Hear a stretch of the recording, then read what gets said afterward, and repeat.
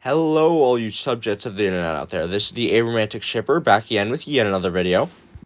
You know, after the utter garbage that was The Rise of Skywalker, I think it's time for all of us to step back and truly appreciate the brilliance of the Star Wars prequels. These films were hated widely by Star Wars fans after coming out, but you see, great art is never appreciated during its time, and now, 17 years after the release of Revenge of the Sith, more people are finally acknowledging them as the unadulterated, perfect, flawless masterpieces that they are. I don't like sand. It's coarse and rough and irritating, and it gets everywhere. No, but for real, I love the Star Wars prequels. I always have, and I think they added a lot to the Star Wars franchise that fans should be incredibly thankful for. But of course, the prequels still have tons of flaws, and despite having probably the most compelling story out of any of the trilogies, the way it was executed was definitely not always the best. I've been mulling over in my head whether or not I should do a video rewriting the Star Wars prequels, and I definitely have some ideas of my own. But, well, it's just that a lot of other people online have already tried their hand at rewriting the prequels, and I try to do original ideas for my videos. That's probably why none of them get any views. However, one of the things I have noticed is that when most people try to rewrite the prequels, they simply end up cutting the Gungans completely out of the story. And that's like, what? You're just gonna cut the Gungans out? No, that's bullshit. That's no rewrite, that's deletion. The Gungans are an important part of the story, and you can't just cut them out of it.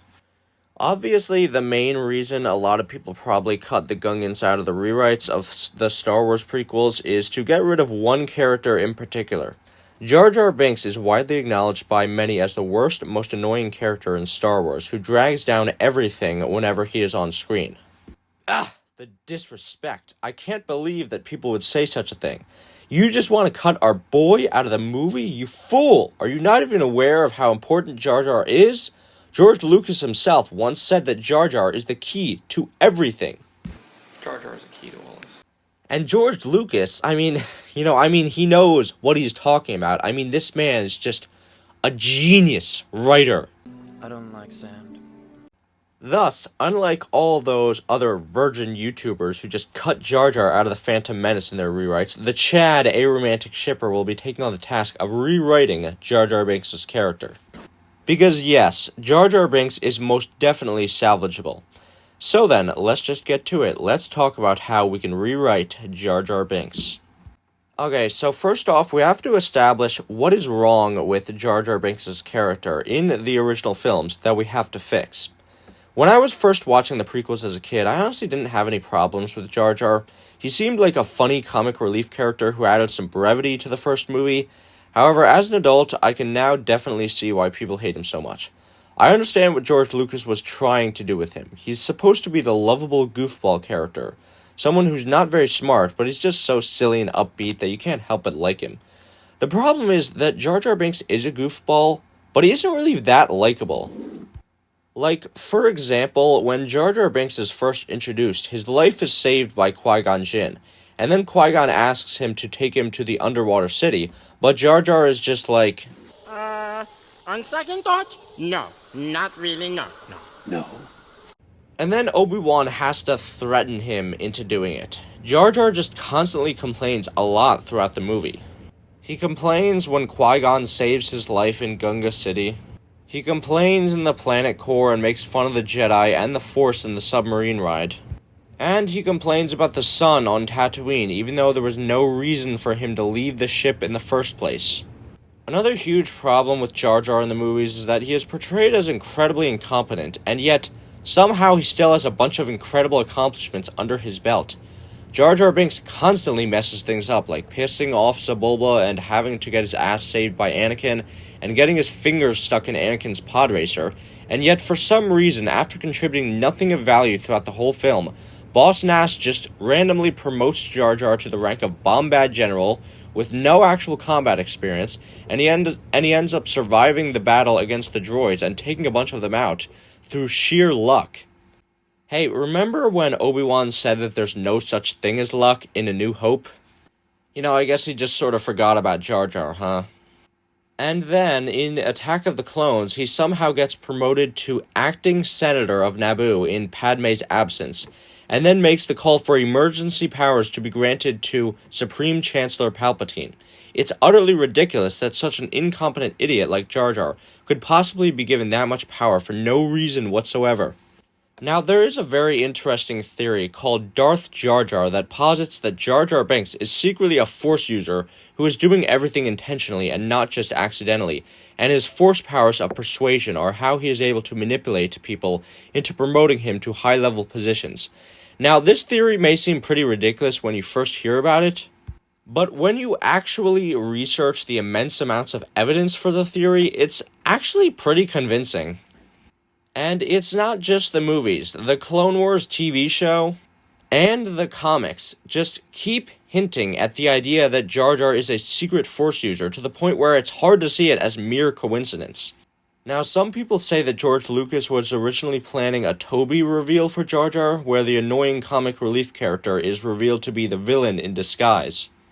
However, while it is cool to speculate about how Jar Jar was really fooling everyone the entire time and he was actually an evil dark side mastermind, this fan theory never actually gets confirmed, so unfortunately the fans are still left with the annoying, useless Gary Stu comic relief Jar Jar.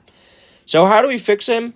Well, two main things. First, Jar Jar needs to be actually likable, and it needs to be confirmed in the movies that Jar Jar Binks is indeed a Force user.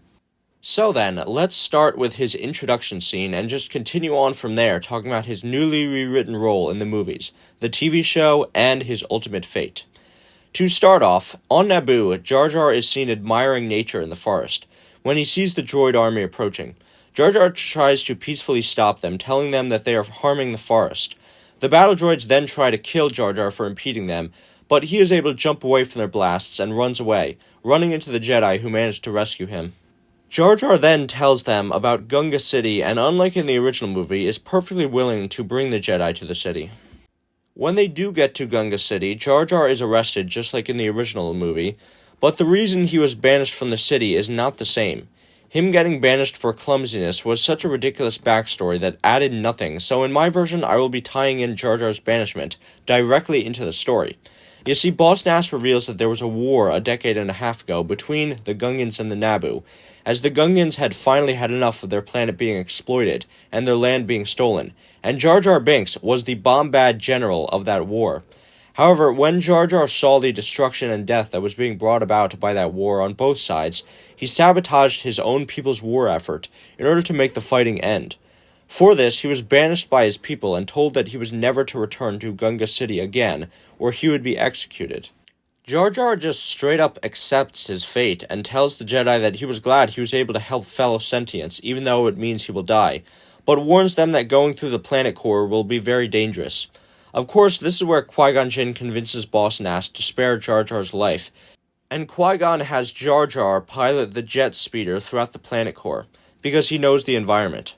Rather than how Jar Jar was freaking out originally in the submarine, whereas the Jedi were acting very calmly, in my rewrite the young Padawan Obi-Wan would be spazzing out as a bunch of fish monsters are trying to eat them, while Jar Jar would be acting calm and composed.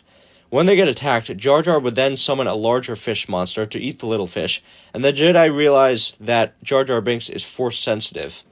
Jar Jar is not a Jedi, but he uses the Force the Gungan way, which includes influencing animals and using the Force in tandem with a drunken master fighting style that puts his opponents off guard because it seems like he is just flopping around on the battlefield, whereas every move he makes is actually highly calculated.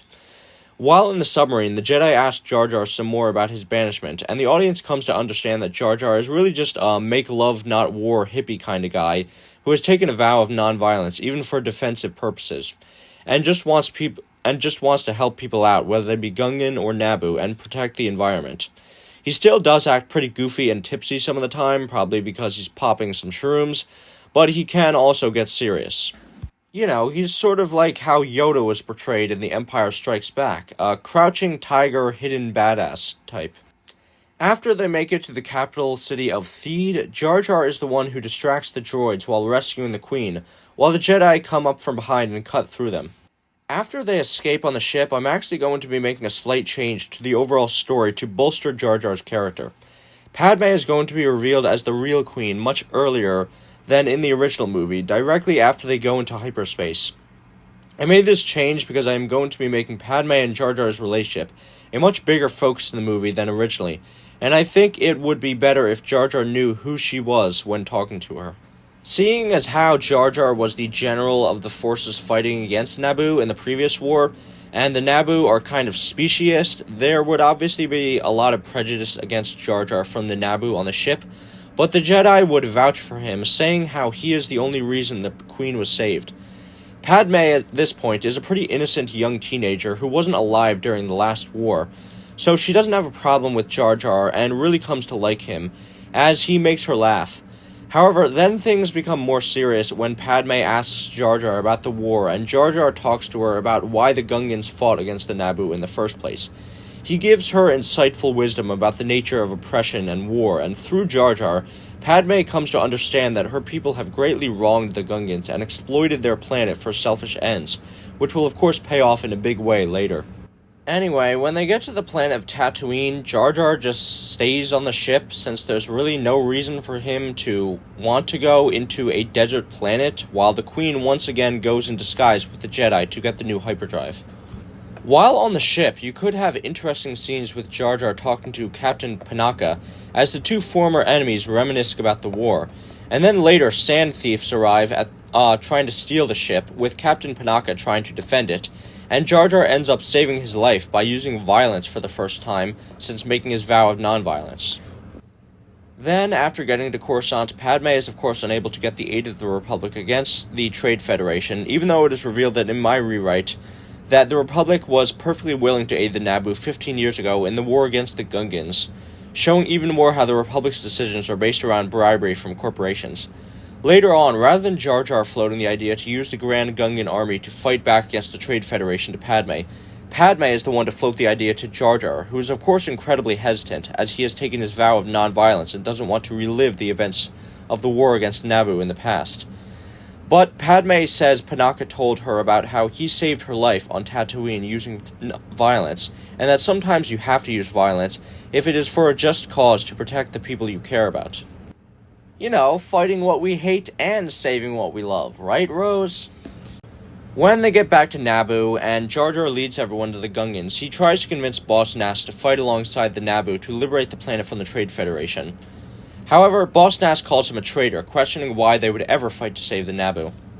Then, this is where Queen Amidala humbles herself, begging for the Gungans' help, saying that if they don't work together, both of their peoples will be done for.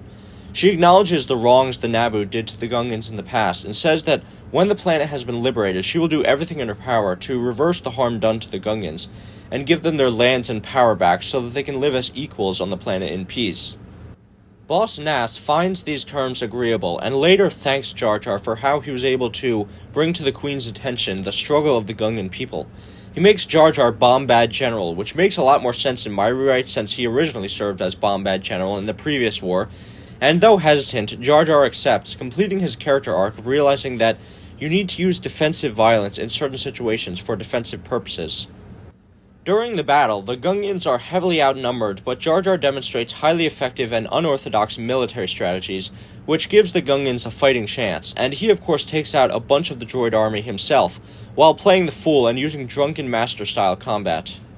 When Jar Jar ends up surrendering in the battle, it isn't a comedic moment of cowardice, but rather Jar Jar trying to save his people from further slaughter on the battlefield. And after the droids are deactivated, we see Jar Jar mourning his fallen comrades. So that's pretty much how I would rewrite Jar Jar in The Phantom Menace. His character definitely could have worked, and he could have been really cool and likable. I made Jar Jar much more integral to the plot than just being a comic relief character who doesn't do much, by having him actually showcase great competence in certain areas, like on the battlefield and piloting the submarine, accomplishing things that other characters couldn't. And I made him a much more central character in the conflict between the Gungans and the Naboo. I mean, in my rewrite, he is pretty much the whole reason for Padme's character development in the first place. Now Jar Jar truly is the key to all of this. Now we get into talking about Attack of the Clones. Jar Jar had a pretty limited role in this movie, but he was still important in it nonetheless. In my rewrite, it would obviously make way more sense why Padme would name him acting senator, since Jar Jar was basically her pseudo-mentor in the first movie, and was instrumental in making peace between the Gungans and the Naboo. When Jar Jar makes the critical decision to grant Chancellor Palpatine emergency powers, it is because he naively believes that fighting is once again the right answer, just like it was on Naboo, thinking that the clone army will prevent further conflict and death, not realizing how long the horrible clone wars would drag on for, or the sinister motives of Palpatine and his supporters. And this is where we get into the Clone Wars TV show. What's so weird to me about the Clone Wars TV show is that the show did a really great job of fleshing out characters and elements from the movies and greatly improving them, but with Jar Jar, he might be even more annoying in the TV show than he is in the movies. He basically has no actual character development and no reason to be there, once again only serving as a comic relief character, for some reason tagging along with the characters despite being incredibly incompetent and messing everything up, but somehow always coming out on top because of luck in the end. Honestly, I wonder if the creators of Clone Wars were trying to intentionally make him bad to mock how bad he was in the movies, and if so, I almost respect that, but still, it doesn't make him any more fun to watch. However, in my rewrite, Jar Jar would be playing a much different role in the Clone Wars. After the war goes on for a while, Jar Jar would come to realize how horrible it is and regret granting the Chancellor emergency powers. He works with Padme in the war to try to find a peaceful solution to the conflict, becoming more and more disillusioned with everything and more depressed. After Padme dies in Revenge of the Sith, Jar Jar of course becomes senator and he tries to speak out against the authoritarian actions of Palpatine. However, he is one of only a minority of voices, and many of those other voices end up meeting unfortunate ends. Jar Jar ends up retiring as senator for fear for his life, and on Naboo, after a governor is appointed on the planet by the Empire, he sees how the reforms by Padme implemented to give the Gungans equal rights and equal opportunities are retracted over time, and his people go back to being oppressed once again. By this point, Jar Jar is in a dark place and hates the Empire, but refuses to join the Rebel Alliance, realizing that all the fighting and death was for nothing in the end, and things only became worse. A very depressing fate for such a lighthearted character. However, there is one final ray of hope in the end. In the special edition cut of Return of the Jedi, we see Naboo being liberated and someone shouting in the audience. If we take this to be Jar Jar, then that means that even though Jar Jar never fought against the Empire, he did live long enough to see it finally brought down and liberty triumph over tyranny. And that, ladies and gentlemen, and everything in between, is how I would rewrite the character of Jar Jar Binks. So what did you guys think? Did you like the changes I made? Do you think they could have made Jar Jar a fan-favorite character? Do you have any ideas of your own for how you would change his character? Make sure to like, share, comment, and subscribe. And as always, remember, just because you can't feel love doesn't mean you shouldn't want other people to. Bye!